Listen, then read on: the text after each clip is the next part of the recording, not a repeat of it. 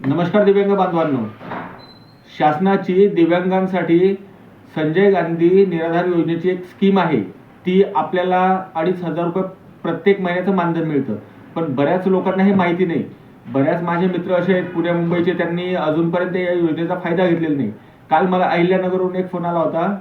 त्यांना अजून या योजनेबद्दल काहीच माहिती नाहीये किंवा त्यांच्या मुलाला हे मानधन चालू नाहीये. त्यांच्या मुलाचं वय 12 वर्ष आहे आणि ही योजना चालू करता येऊ शकते. तर या योजनेसाठी आवश्यक कागदपत्र काय काय आहेत हे ऐकून घ्या. सर्वात अगोदर आपला परमनंटचा अपंगाचा दाखला, परमनंट अपंग दाखला पाहिजे. जे आपले अपंगाचे दाखले बनलेले आहेत, काही जणांचे टेम्पररी, काही जणांचे परमनंट आहेत, तर आपल्याला हा दाखला परमनंट आवश्यक आहे आणि याच्यामध्ये 40% वर अपंग असणे आवश्यक आहे. दुसरी गोष्ट, आपलं बँकेचं पासबुक, त्याच्यानंतर आधार कार्ड, रेशन कार्ड आणि शाळेचा दाखला किंवा वयाचा दाखला किंवा जन्म दाखला, काही पण एक पुरावा आपण जोडू शकतो. त्याच्यानंतर वडिलांचे उत्पन्न 1,50,000च्या आतमध्ये पाहिजे.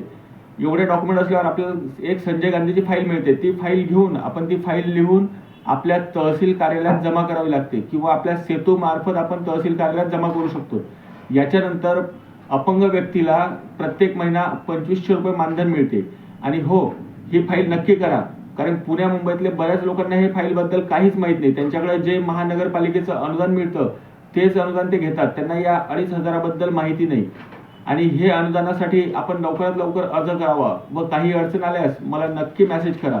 धन्यवाद मित्रांनो, धन्यवाद दिव्यांग बांधवांनो.